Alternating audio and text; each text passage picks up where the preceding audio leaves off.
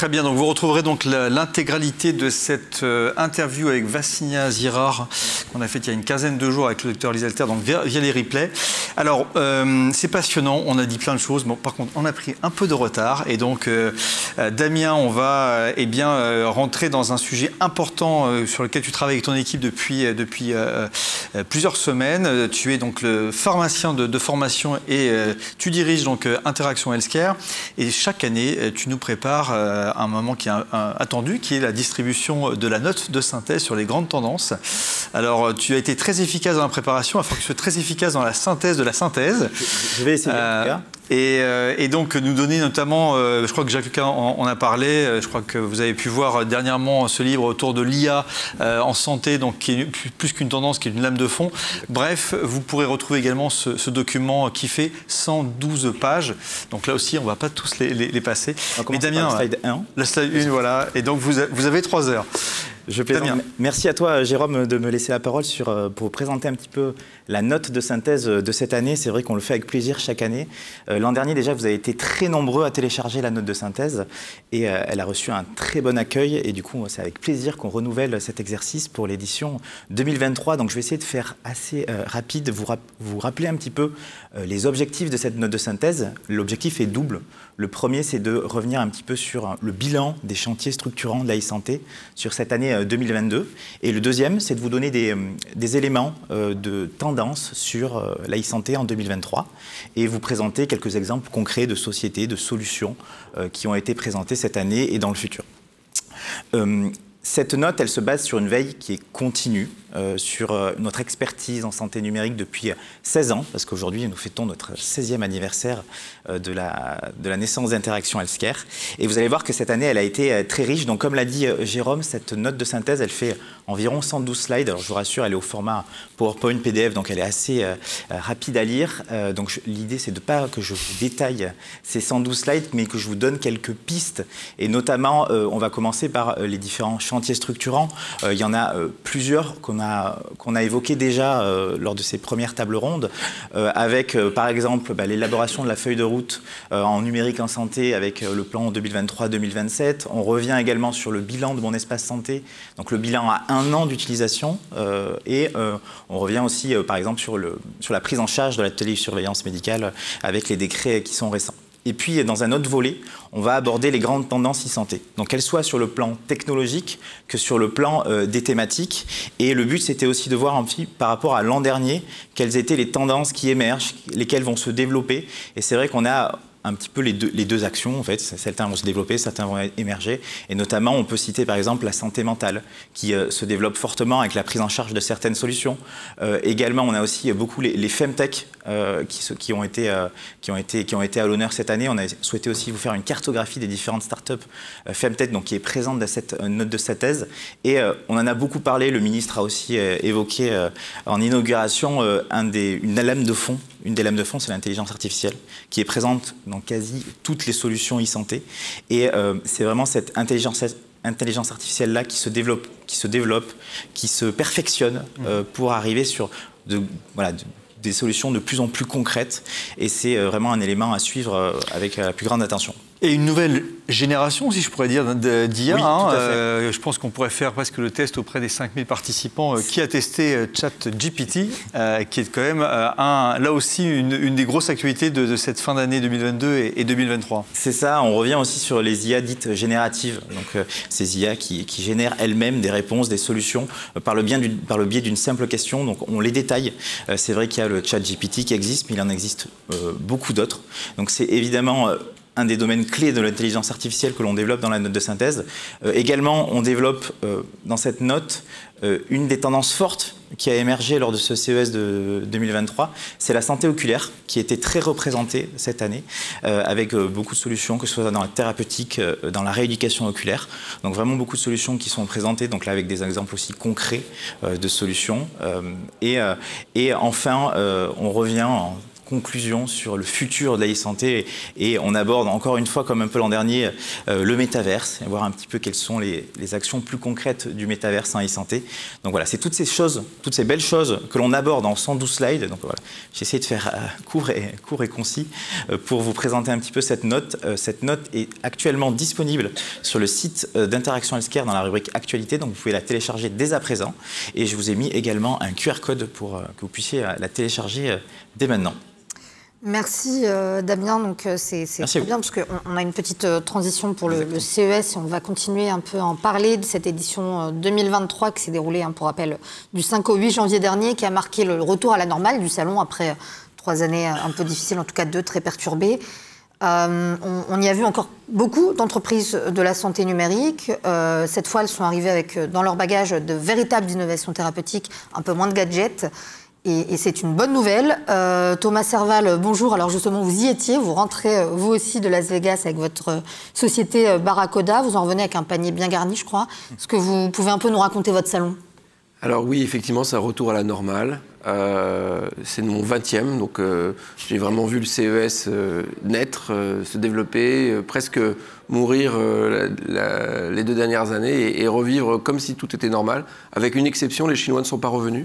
Donc il faut se dire que c'était un CES qui était le monde de la tech sans les Chinois. Et en matière d'IoT, de santé, il faut se rendre compte que la dimension chinoise devient très importante et c'est clairement des leaders qui n'étaient pas présents, donc c'est créé un petit biais de perception. Alors que nous, Barracoda, en quelques mots, on est une société qui fait des objets connectés depuis donc un certain temps autour de la prévention et de la santé. On est connu parce qu'on a inventé la première brosse à dents connectée, mais depuis quelques années, en fait, on essaie d'avoir comme stratégie de transformer la salle de bain en comme premier lieu de soins.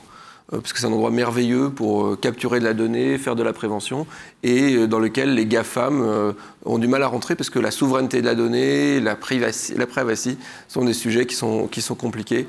Et donc effectivement, on revient avec un panier bien garni puisqu'on a eu, comme chaque année, un prix. Alors cette année, c'est une des tendances du CES. On a inventé un produit qu'on appelle BeHeart, qui est un bracelet qui fonctionne avec n'importe quelle montre et qui vous donne grosso modo ce que vous donne une Apple Watch, en évitant le problème principal que vous avez sur tous ces trackers de santé au quotidien, qui est la batterie. En fait, on utilise des technologies qu'on appelle du power harvesting et à partir de l'énergie du corps humain, de la chaleur, de la lumière et de l'activité, on est capable de récupérer suffisamment d'énergie pour faire fonctionner des capteurs. Et plus vous êtes actif, plus on vous donne d'informations, moins vous êtes actif, moins vous avez d'informations, mais vous gardez, et ça c'est très important dans la vision qu'a Barracoda, du daily health tech, de l'information quotidienne, longitudinale.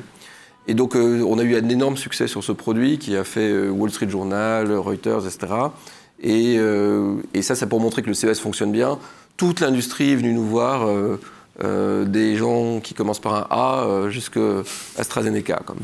Ils finissent par un Z. Donc en fait, bref, tout ça pour dire que première tendance. Et alors pourquoi on a eu un prix? C'est dans la catégorie sustainability. Et donc en fait, au-delà des tendances e-santé, il y a des tendances de fond qui illuminent la tech. L'AI est partout, c'est presque plus nouveau. Ce qui est nouveau en tout cas, c'est que on fait plus de la tech pour la tech. Il faut de la tech pour une raison. Nous, c'est par exemple pour maintenir les gens chez eux plus longtemps. Si vous n'avez pas de purpose, vous avez un problème. Donc c'est le mélange entre soutenabilité, toutes les problématiques ESG, et elles sont partout dans l'ensemble de la tech. La deuxième chose, c'est après quelques années, la standardisation, l'open innovation devient quand même la norme. Et donc, quelque part, avec l'arrivée de Matter, qui va au moins faire en sorte que Amazon, Facebook, Apple, etc. parlent la même langue dans la maison. Et donc, nous, comme on considère la salle de bain comme un premier lieu de soins, on a rajouté à la norme Matter quelque chose d'important, qui est cette notion enfin, Matter gère les objets. Donc ça, c'est formidable. Mais si vous ne gérez pas les objets et les gens, par exemple, si je me pèse, comment je m'assure que le poids soit bien associé, mon poids soit associé à ma balance? Et donc, en fait, aujourd'hui, il faut voir que la normalisation qui est en train de se passer dans la maison n'intègre pas la notion de protection de la donnée. Donc, nous, on a proposé quelque chose qui s'appelle BeConnect, qui a aussi été très bien, qui est un protocole au-dessus de Matter et qui permet de faire vivre un écosystème d'objets au sein de la maison, des miroirs intelligents, des toilettes connectées. On parlait notamment de ce sujet-là. La troisième tendance qui revient un peu sur mon panier bien garni, c'est il y a des miroirs connectés à peu près partout. C'est aussi devenu pas plus nouveau en fait. mais ce qui fait que ce n'est pas encore déployé, c'est des problèmes d'interface. On a parlé beaucoup de comment on interagit avec le patient, comment on interagit avec l'utilisateur. On voit que ces technologies, elles ont besoin d'avoir des interfaces. Et donc, en fait, il y a eu un phénomène intéressant. Le recul de la voix, il y a 3 ans au CES, grosso modo, c'était la bataille pour être dans la voix. Alexa a annoncé quasiment son arrêt, ou en tout cas un très fort désengagement d'Amazon. Et donc la voix n'était plus du tout cool. Et donc en fait, quelque chose qui capture votre voix, qui l'envoie dans un cloud, c'est plus du tout cool. Et donc quelque part, maintenant on revient sur de la voix pour fournir des commandes dans un cadre qui respecte la vie privée. Et donc pour terminer, en fait, ce qu'on a vu et qui est un peu, si on veut prévoir ce qui va se passer, 2 tendances un peu émergentes pour l'année prochaine. La première, c'est une hypertrophie des sujets qui concernent la santé des animaux. Parce qu'en fait, on dépense presque plus aux États-Unis pour la santé de ces animaux que pour soi-même. Donc c'est assez fou, mais effectivement, il y a des opportunités, ou en tout cas, il se passe beaucoup de choses dans la santé des animaux. Et la deuxième chose, c'est vraiment cette notion de vie privée. Il faut voir que le CES est un salon américain qui a été traumatisé par l'interdiction de l'avortement, que grosso modo, tout ce qui va être lié à la femtech, mais qui va pas expliquer comment on va gérer la donnée, et un risque pénal maintenant pour les gens qui utiliseraient ces technologies.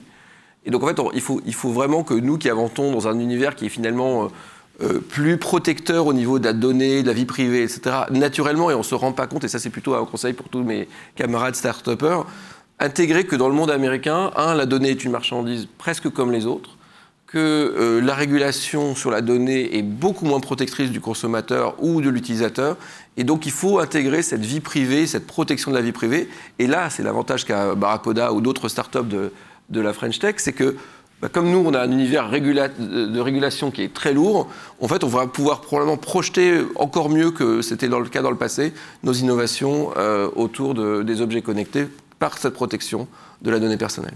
Merci. Merci Thomas. Je crois que vous êtes aussi accompagné par Future for Care. Alors on est hébergé par Future for Care. On a un produit absolument fantastique qui s'appelle B-Balance, qui permet de prédire la chute et également de suivre l'évolution du poids et de l'équilibre, et qui est vraiment né d'une idée et qui maintenant est un produit qu'on livre, qu'on peut acheter sur Internet. Bon. Et il faut remercier Future for Care qui nous a mis le pied à l'étrier. Bon, merci Thomas. On va finir sur cette thématique autour du CES, mais également sur cette notion de prospective, comme je l'évoquais. Avec vous, professeur Piquemal, vous êtes donc le cofondateur et directeur scientifique de Qubit Pharmaceutical. Alors, quand on lit dans le nom de société, il y a forcément le terme de quantique, mais aussi de pharmaceutique. Alors moi, j'étais persuadé qu'on a préparé la table ronde ensemble, que vous allez me dire, voilà, on est une boîte de tech, comme Thomas l'a souligné, on fait de l'informatique quantique, et vous m'avez dit, non, Jérôme, nous, on est une pharma. Alors, est-ce que vous pouvez nous dire, en écho à ce qui a été dit par Fanny Bouton, cette informatique quantique, on a l'impression que ça va être dans 15 ans, dans 20 ans, mais en fait, on commence à voir, et vous en êtes la preuve, qu'elle est déjà présente. Merci. Donc oui, nous sommes une pharma, donc c'est un modèle d'entreprise un peu différent. Donc il faut imaginer 60% de la boîte qui est constituée de chimistes médicinaux, de chimistes normaux, de biologistes. Et au cœur de notre société, il y a une deep tech. Voilà. Donc qu'est-ce que fait la deep tech? C'est qu'elle travaille à la digitalisation, la découverte du médicament. Donc, qu'est-ce que ça veut dire? Ça veut dire tout simplement que si on s'intéresse au cycle du médicament, il y a une phase préclinique où on découvre de nouvelles molécules. Et après, il y a la phase clinique où on teste avec différentes étapes les médicaments sur des patients. Voilà. Nous, on ne s'occupe pas du test sur les patients. Par contre, on s'occupe de découvrir la molécule. Alors, l'idée, c'est d'utiliser des stratégies qui ont déjà été appliquées dans d'autres industries. Bon, par exemple, dans le nucléaire, tout est digital. On calcule les centrales nucléaires, on calcule la résistance des matériaux, les cycles du combustible. Et ça s'est passé aussi, ça s'est transféré dans le génie civil. Les ponts, on les précalcule. Vos voitures, elles roulent d'abord dans un ordinateur avant d'arriver en test dans l'usine. Et le médical, c'est évidemment plus compliqué. Donc la première transition numérique de tout ça, ça intervient dans la chimie en fait. C'est-à-dire que les molécules, on va réussir on arrive déjà maintenant à les prévoir d'abord dans un ordinateur. Et ce n'est qu'à la fin qu'on les synthétise. Voilà. Donc l'idée, c'est qu'évidemment, des molécules, il y en a beaucoup. Il y a beaucoup de possibilités de se tromper. Donc l'idée, c'est de se tromper dans l'ordinateur. Voilà. Et plus on va arriver à se tromper à une cadence importante, plus on va trouver la molécule, donc c'est comme une aiguille dans une botte de foin, on va trouver la petite aiguille qui va permettre de traiter la maladie. Et donc l'arrivée du quantique, ça s'inscrit en fait dans une transition globale, en fait, qui est celle du calcul scientifique. Donc en fait, on a parlé beaucoup de cloud. Donc on a des gros ordinateurs dans le cloud, mais aussi des gros ordinateurs entre guillemets en présentiel que vous pouvez acheter. Et tout ça, c'est ça qui a donné la révolution de Google, de Netflix, des GAFAM. Derrière tout ça, Amazon, il y a des énormes ordinateurs. Voilà. Il y a aussi ça dans l'hypertrading. Voilà. Donc maintenant, toute cette technologie est arrivée dans la life science. Voilà. Et c'est ça qu'on utilise. Donc simplement, nous allons en fait essayer de produire des données. Donc tout est donné, hein. On l'a dit, l'IA est partout. Mais cette puissance de calcul va nous servir à produire nos propres données à partir d'équations mathématiques. Voilà. Mais alors, en conclusion, ça veut dire, est-ce que demain, Jean-Philippe, tous les médicaments seront créés grâce à cette technologie, l'informatique quantique ? Oui. Bah déjà, en fait, la quasi-totalité des big pharma ont des équipes qui font des calculs, donc qui font des calculs avec des ordinateurs classiques, les gros ordinateurs qu'on connaît. Mais ce qui se passe, c'est que la technologie avance et que la technologie quantique est en train d'entrer dans les serveurs. Alors, qu'est-ce que ça veut dire ? Donc, ça veut dire qu'on a une méthode différente pour faire ces calculs. Donc, c'est pas important de savoir comment ça marche, mais ce qui est important, c'est de savoir ce que ça fait. Ce que ça fait, c'est que ça va pouvoir, en fait, permettre de traiter certains problèmes qu'on pouvait difficilement traiter. Il y a certaines équations qu'on aimerait résoudre, on peut le faire, mais ça va prendre 1 an. Avec un ordinateur quantique, ça prendrait peut-être 1 heure. Voilà. Et ça va prendre 1 heure. On le sait, la théorie le dit, donc c'est en train d'arriver. Donc ça va peupler nos environnements au fur et à mesure. D'abord dans la pharma, puis dans la banque, dans tous ces domaines. Et puis un jour, ça arrivera dans notre quotidien. Donc c'est pas pour tout de suite, mais en pharma, ça va être plus rapide. Pourquoi ? Parce que la pharma a vraiment besoin d'aller plus vite pour la découverte de médicaments. Donc c'est très important. Ouais. Merci. Avant d'accueillir notre prochain plateau, je vous rappelle ce hashtag ou mot dièse pour les puristes, e-santé 2023 pour réagir et commenter notre matinée. Merci à tous les 3 pour votre présence et pour votre partage d'expérience. Et je vous propose d'accueillir nos... Absolument. Et on vous retrouve sur le podcast Décode Quantum qu'on a évoqué avec Fanny Bouton, qui était passionnant. Merci à tous les 3. Merci.